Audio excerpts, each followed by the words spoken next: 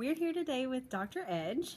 Dr. Edge, we know you don't teach English anymore, but could you tell us about some of your favorite books? Absolutely, I love to talk about books. So I brought a few of my favorites with me today. This is Bless Me Ultima. It's a great book. It's a kind of an ethnic book. Those students taking any kind of world history or AP Human Geography would definitely want to kind of pick that up. It's a great book that helps you to understand culture and at the same time looks at familial relationships even in the regular world as far as how people get along and maybe sometimes how we take our family for granted. But it's a really good story, kind of a coming of age story, lots of good stuff like that.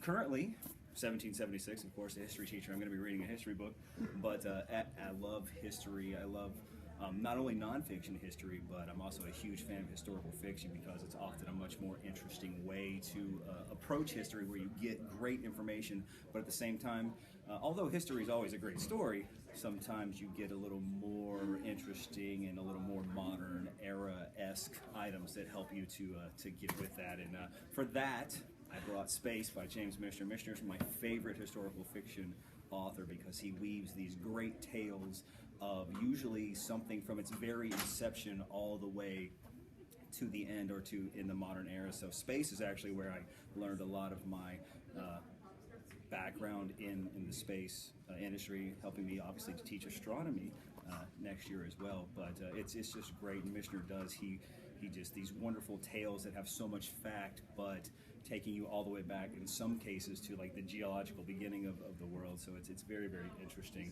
One of my guilty pleasure books is The Host by Stephenie Meyer. If you get the chance to see the movie, skip it because it's awful, but this is one of my favorite books of all time. It's a very good story and very intricately woven, although I'm not a fan of the Twilight books, but she does write very good adult novels as well. And always a huge fan of anything that is Sherlock Holmes. I've read every Sherlock Holmes book multiple times. I just finished up reading The Valley of Fear again, which is one of my favorites because it's a little more surprising than the usual kind of Sherlock Holmes book. And then I also some of the adult teachers around here. All the teachers are adults, obviously, but some of us older guys have been reading Ready Player One, which is a great book from the '80s. So if you're into the '80s and into like the beginning of video games and such content, it's really fun to kind of read that and see what I went through in my childhood and see that. Also, it's just a great story. Lots of adventure, lots of excitement, and I just love to read.